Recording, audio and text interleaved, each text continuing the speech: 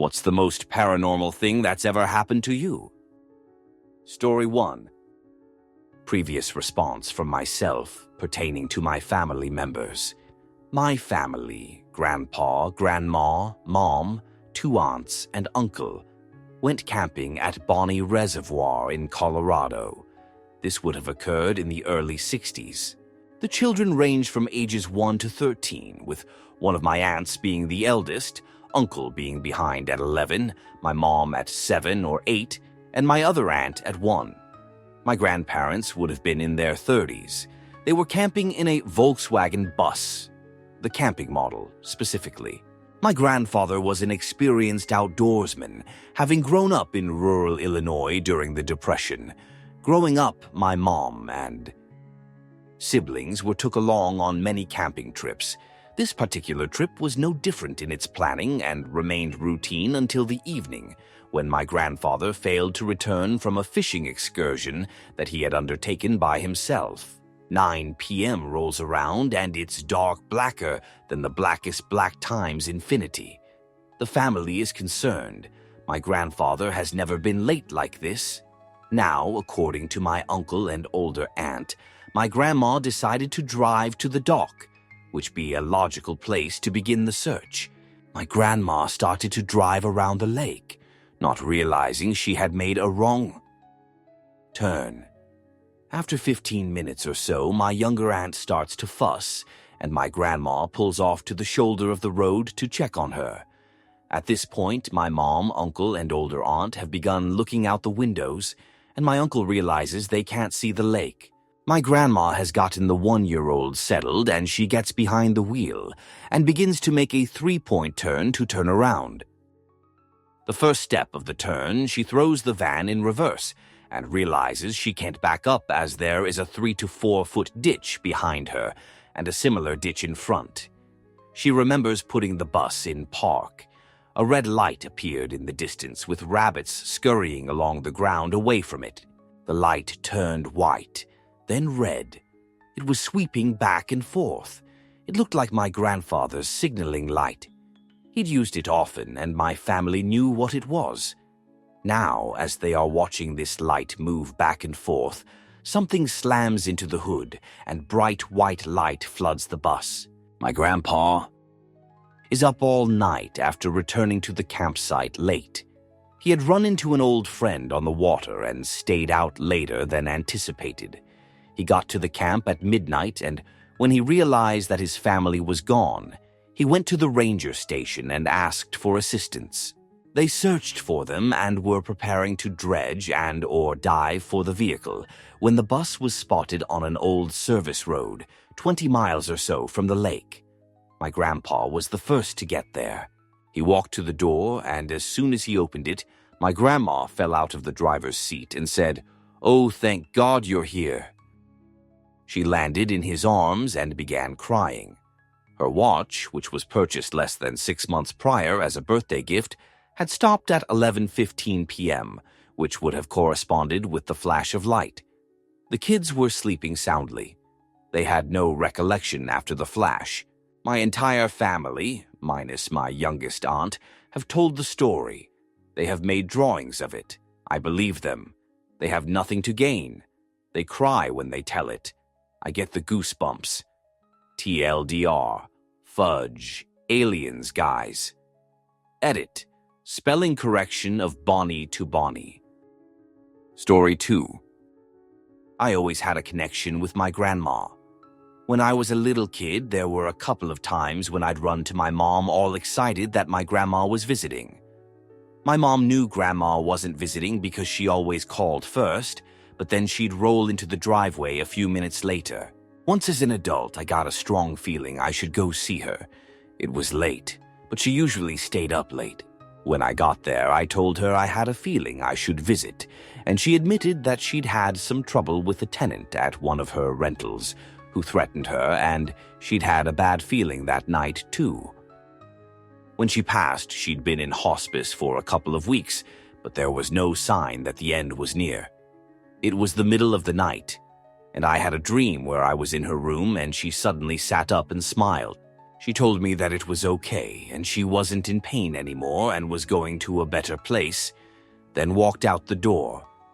A few minutes later, my wife woke me up and told me we just got the call that she'd just passed.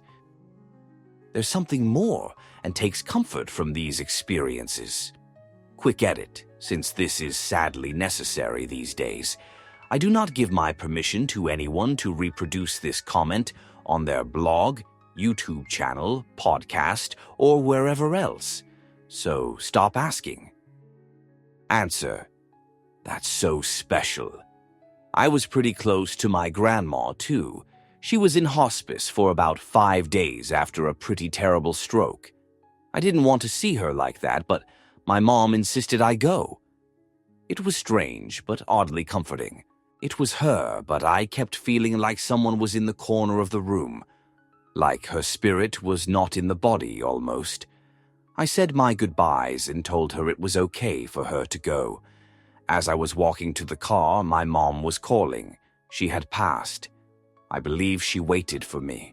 I kept feeling like there was someone around off and on for quite a while. Sometimes I'd even smell the smell of her house randomly. She'd visit in dreams too. I'd usually be dreaming something random, then get the feeling of being watched. She'd be there smiling. I'm skeptical too, but this one I choose to believe. Story 3.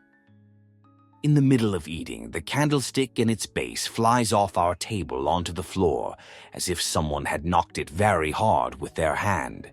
The waitress turns around and asks if we did that, and we say no. We all get very creeped out and nervously laugh. Food was great, though. Story 4. Crazy Demon Tree Story. Let me preface this by saying I am one of the most skeptical people you'll ever meet. I'm not religious. I don't believe in ghosts or aliens. In the come-to-earth abductions sense.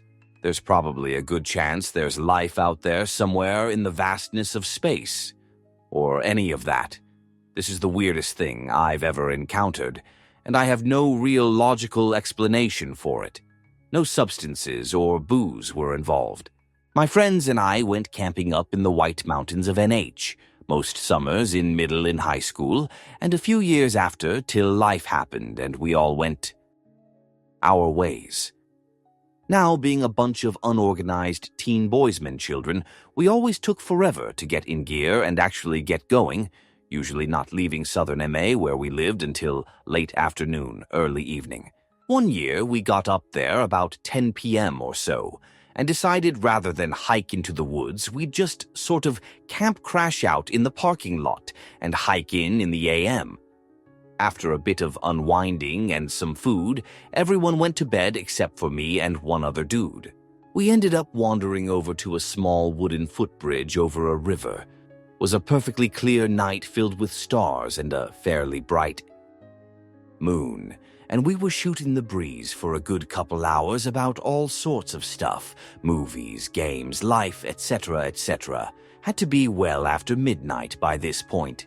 As we were chatting, we both got this creepy feeling of something being there, and it was sinister. Looking at the far end of the bridge, there was this massive dead tree, no leaves, just clawing branches, silhouetted against the sky. We both were like, man, I swear that tree is creeping me out, but that's silly, right? At first, we tried to dismiss it as silly, but both of us kept feeling more and more unnerved until I finally was like, I seriously think I'm not coming back if I go over there. We retreated from the bridge and decided to go to bed back in the sleeping bags by the car. Next morning after breakfast, we decide to hike into the trail by going across that bridge. Halfway across, my friend freezes. Dude, I look across the bridge. It's a clearing. There's no trees there. Story 5. So, about 6 months after I bought our house, I started noticing something odd. Every once in a while, I would catch sight of something out of the corner of my eye, and always assume it was my cat, since it was the same size, shape, and moved like a cat. However, I would realize a few seconds later that my cat was in the yard or another room. I would try to look back, but nothing was ever there. It was so quick I always dismissed it. Once at night I saw it on the ceiling and I about had a heart attack. I also would hear things in the house. I thought my husband was doing the dishes due to the clinking in the sink, but then I would realize he was in the bedroom and the kitchen was empty. It took about a year for my husband and I to start wondering aloud if we were actually seeing things or if something was up. Turns out he was seeing stuff too, just little flashes here and there. My husband said he heard some stuff too on his days off when no one was home. X200B. The biggest moment was when I woke up in the middle of the night and saw my cat curled up on my side table. I heard him purring. His fur looked darker and his purr was lower, but I was half asleep and didn't notice. I went to the bathroom and on my way I passed my cat sleeping in the hallway. It actually took me a few seconds, but I literally felt my chest turn cold. I went back into my bedroom and saw that the bedside table was empty. X200B. We're pretty sure we got a cat ghost in our house. The only thing I know about the previous owner was that he was put into a mental hospital. I have had to route a bunch of paperwork back to him over the years because his affairs were very clearly not taken care of when he was hospitalized. My theory is that he had a cat that got lost in the shuffle and it's waiting for him to come back. Answer. I got a story about my cat. I got my tuxedo cat, Squeals, when I was around 13 and he lived for 5 years. I remember the day my mom told me he went missing. I was always mad at her for letting him out.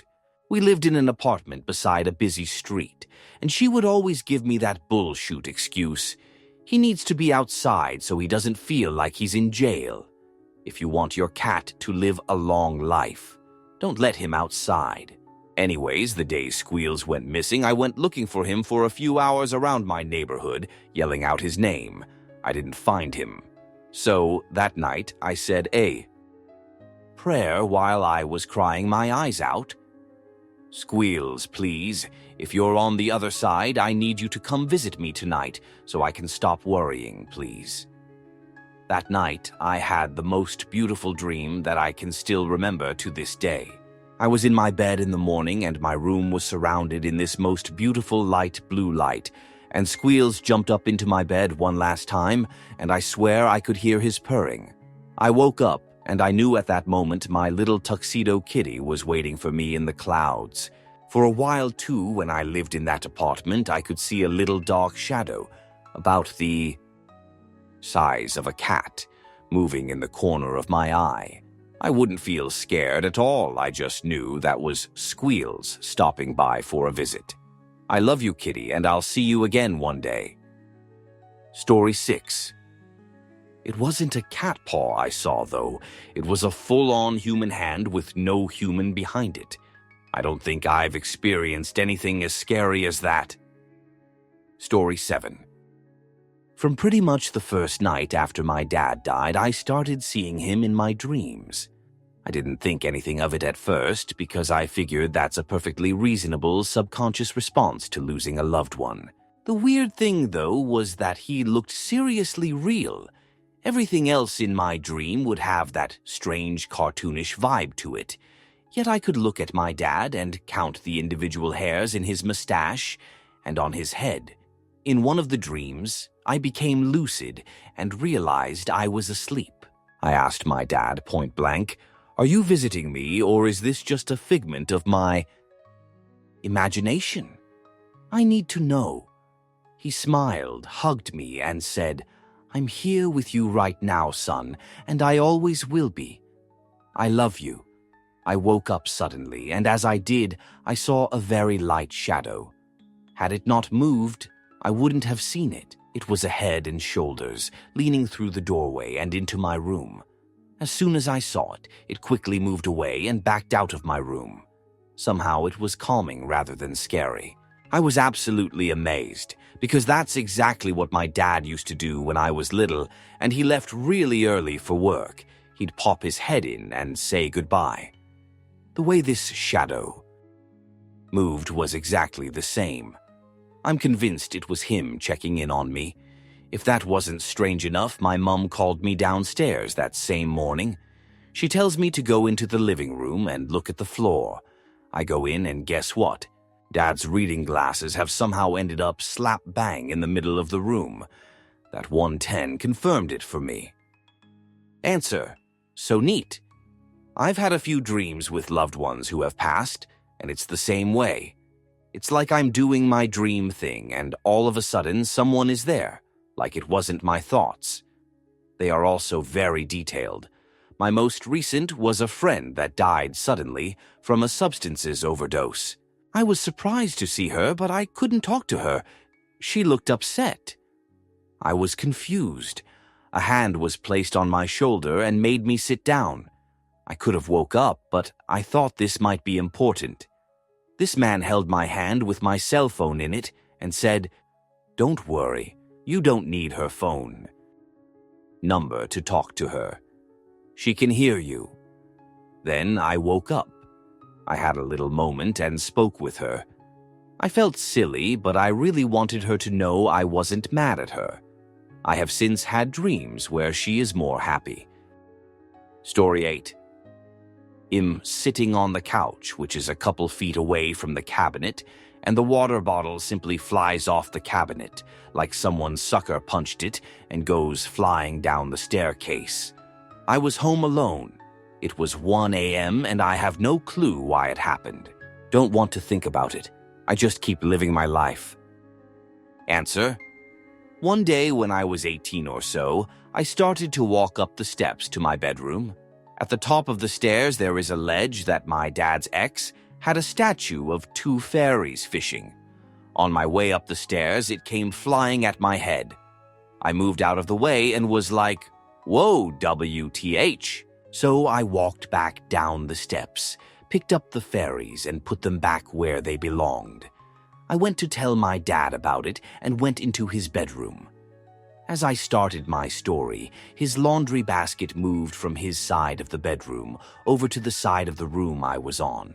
I was like, "Well, good night, Dad," and hid under the covers the rest of the night. My dad doesn't believe in ghosts, but even B cannot explain that one. Story 9. I am not too believing in ghosts, but I once saw a mist on my chair that kind of vaguely looked like my deceased Pop-Pop, just casually rocking in the chair. When I told my mom about this, she had told me a story that took place about 25 or so years prior. The local church, there was a priest that had violation a nun, says that her parents still look after us from the grave. If her parents do, that is rather kind of them. Story 10. When I was younger, about 6th grade, and moving to a new city, my mother and I were looking at new houses. After a long day of going house to house, we found one that my mom and I instantly fell in love with. When it was time to go into one of the last rooms, we all walked in, and I remember walking into this small, pale blue room and getting this weird feeling throughout my body and had to run outside and throw up. My mom and realtor followed, and that's when she asked how we knew what happened, and then my mom, confused, said knew what. And then she told my mom that someone had just recently died in that room.